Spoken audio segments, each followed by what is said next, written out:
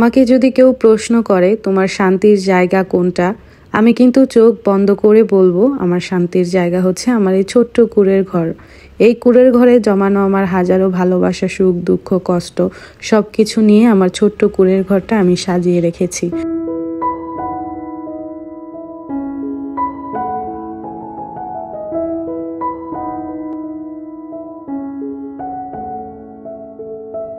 Hello everyone, আসসালামু আলাইকুম।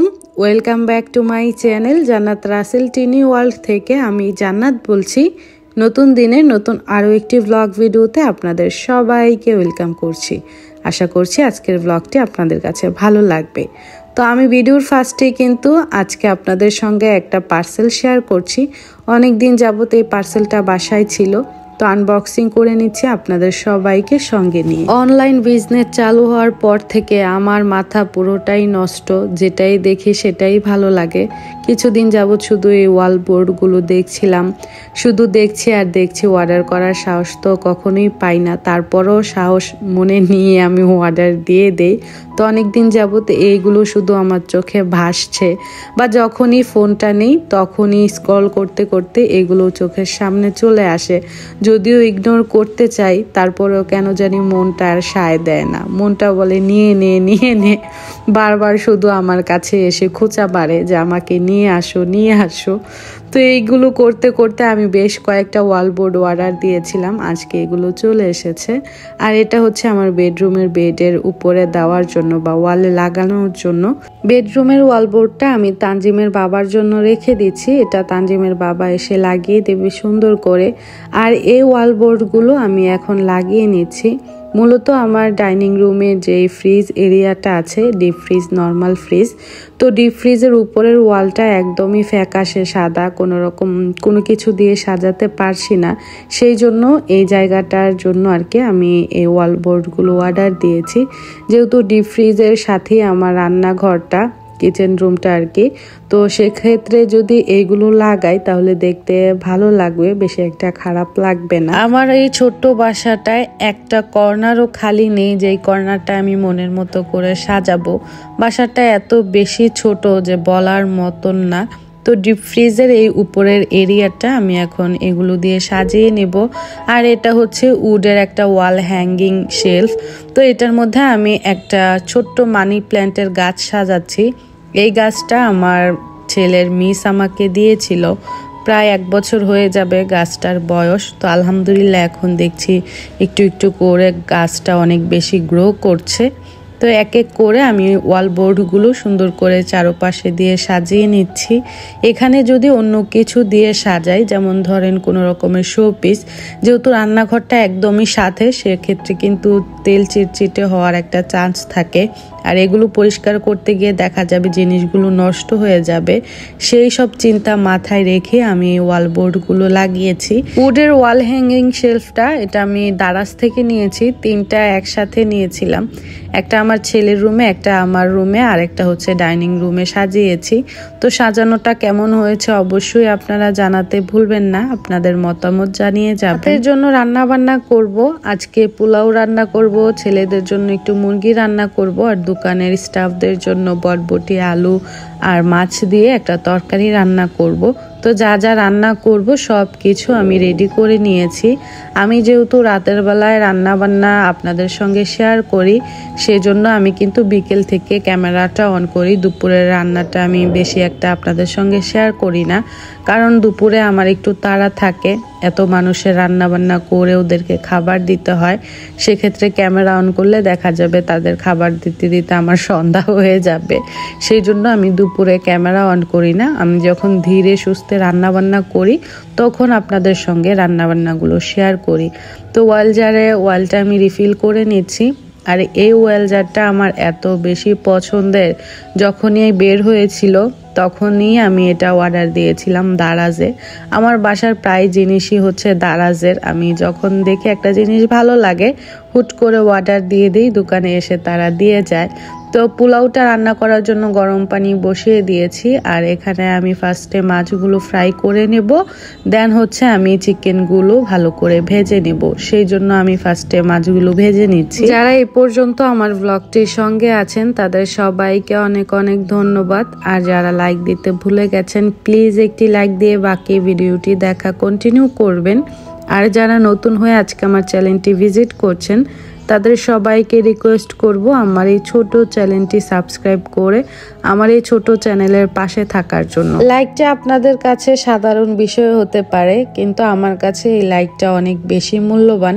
একটা লাইক কিন্তু আরো 8-10 জনের কাছে ভিডিওটি পৌঁছাতে অনেক বেশি সাহায্য করে। ইদানিং একটা জিনিস খেয়াল করছি, যেটা আপনাদের সঙ্গে শেয়ার না করলেই নয়। ইদানিং দেখছি লাইকের তুলনায় কমেন্টের সংখ্যা অনেক বেশি। শুধু একটা কথাই বলে, নতুন করে আপনার ভিডিও দেখছি, আমি বন্ধু করে নিয়েছি, আপনিও বন্ধু করে নেবেন, বা স্প্যাম কমেন্ট যেটাকে বলে, ঠিক সেটাই হচ্ছে আমার সঙ্গে। তো কিছু কিছু ভিডিওতে যেগুলো আমার ইদানিং ভাইরাল হচ্ছে, যেমন হচ্ছে বিয়ের ভ্লগগুলো, সেই ভিডিওটির নিচে এসে তারা এই ধরনের কমেন্ট করছে। আসলে আপনারা আমাকে কতটুকু চিনেন আমি সঠিক জানি না, কিন্তু আমি মানুষটা অন্যরকম। যেমন ধরেন, যারা ছোট ছোট কন্টেন্ট ক্রিয়েটর আছে, যারা নতুন নতুন চ্যানেল খুলে ভিডিও আপলোড করছে, আমি কিন্তু খুঁজে খুঁজে তাদের ভিডিওগুলো বেশি দেখি এবং তাদের ভিডিওতে লাইক, কমেন্ট, শেয়ার, দেন হচ্ছে তাদেরকে সাবস্ক্রাইব করে আসি। কারণ ছোট ছোট এই কন্টেন্ট ক্রিয়েটর বলেন বা ইউটিউবার বলেন, যেটাই বলেন, তারা কিন্তু অনেক স্বপ্ন এবং অনেক আশা নিয়ে এই প্ল্যাটফর্মে আসে। আমরা সবাই তো কোনো না কোনো আশা বা স্বপ্ন নিয়ে এখানে এসেছি। তো যারা নতুন আছে তাদের যে কতটা পরিশ্রম, তাদের যে কতটা খারাপ লাগে, সেটা কিন্তু আমি একটু হলেও ফিল করি, যেহেতু আমি এই রাস্তা দিয়ে এতটুকু চলে এসেছি বা তাদের এই জায়গাটা আমি পার করে আসছি। সেই ক্ষেত্রে কিন্তু তাদের এই কষ্টগুলো, তাদের এই পরিশ্রমগুলো আমার কাছে খুব বেশি নাড়া দেয়। আর আমি তাদেরকে যতটুকু পারি সাপোর্ট করার চেষ্টা করি।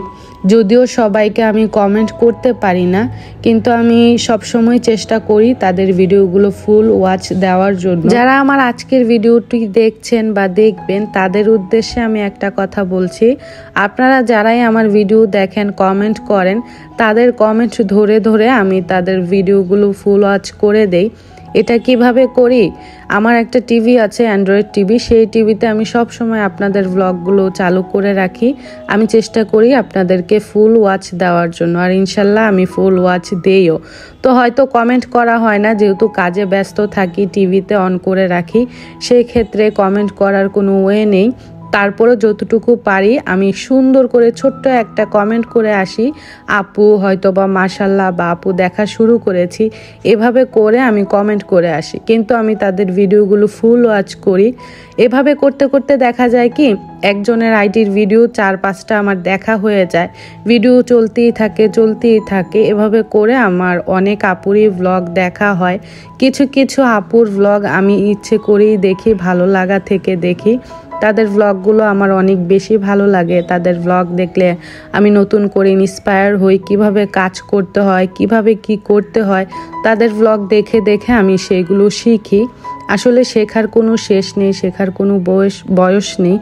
যখন যেভাবে থাকি না কেন আমাদের প্রতিনিয়তই শিখতে হয়। ফার্স্টে যখন ইউটিউবে কাজ করা শুরু করেছি তখন কিন্তু আগে থেকে জেনে শুনে এখানে কাজ করা শুরু করিনি।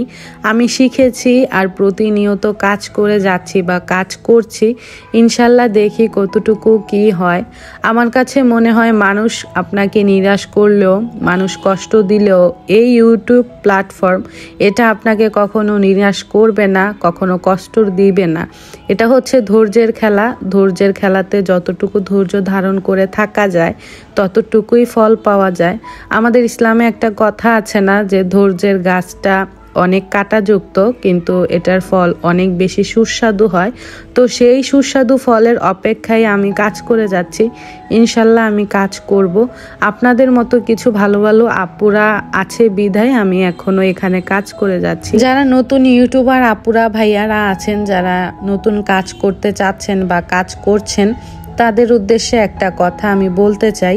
তার আগে বলে নেই, কেউ কিন্তু এই কথাগুলো নিজের গায়ে নিবেন না, নিজের গায়ে লাগাবেন না। আর আমি কাউকে মিন করেও কথাগুলো বলছি না, সত্যি কথা।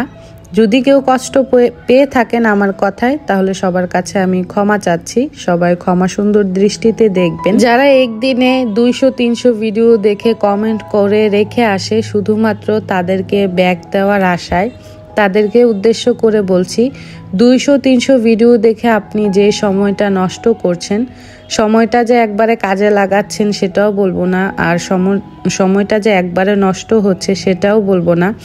যদি 24 ঘন্টায় আপনি 12 ঘন্টা কারো ভিডিও দেখেন, আমি মনে করি 6 ঘন্টা আপনার ভিডিওতে কাজে লাগাবেন, আর 6 ঘন্টা হচ্ছে আপনি অন্যের ভিডিও দেখে কি শিখছেন সেটা নিয়ে কাজ করবেন। নিজের ভিতরের গুণ, নিজের ভিতরের ভালো কাজটা আপনি আপনার কাজের মাধ্যমে সবার কাছে প্রকাশ করবেন। দেখবেন 1 দিন 2 দিন 3 দিন সবাই আপনাকে পছন্দ করবে, পছন্দ করে আপনার কাজগুলো দেখবে, আপনার ভিডিওগুলো দেখবে। তো আমি এটাই বলতে চাই, অন্যের পেছনে এত টাইম নষ্ট না করে নিজে কি করতে পারেন, নিজে ভালো কিছু সবার সামনে উপস্থাপন করার চেষ্টা করবেন, নিজেকে সময় দিবেন, দেখবেন আস্তে আস্তে সব ঠিক হয়ে যাবে। মানে যে সময়টা আপনি অন্যের ভিডিও দেখে নষ্ট করছেন, এই সময়টা যদি আপনি আপনার কোনো কাজে ব্যবহার করতে পারেন, সেই ক্ষেত্রে কিন্তু আপনার কাজটা আপনার উপরে মানে বরকত নিয়ে আসবে এবং ভালো কিছুই হবে। তো আমি কাউকে আবার মিন করে বলছি না যে ভিডিও দেখেন কেন বা এই সে। আমি চাই সবাই ভিডিও দেখেন, দেখে কিছু শিখেন, শিখে সেই ভালো জিনিসটা আপনি আপনার মধ্যে অ্যাপ্লাই করেন। আমরা যারা নারীরা আছি, আমি চাই সবাই আমরা এভাবে সামনে এগিয়ে যাই, ধৈর্য ধারণ করে সব কিছু হজম করা শিখে যাই। দেখবেন আমরা সবাই একদিন সফল হব। তো আজকে কিন্তু অনেক কথা বলে ফেলেছি, যদি কোনো ভুল ত্রুটি হয়ে থাকে অবশ্যই ক্ষমা সুন্দর দৃষ্টিতে দেখবেন। আজকে এখান থেকেই বিদায় নিচ্ছি, আগামী ব্লগ দেখার আমন্ত্রণ জানিয়ে সবাই ভালো থাকবেন, সুস্থ থাকবেন, আমাদের জন্য দোয়া রাখবেন। আল্লাহ হাফেজ, আসসালামু আলাইকুম।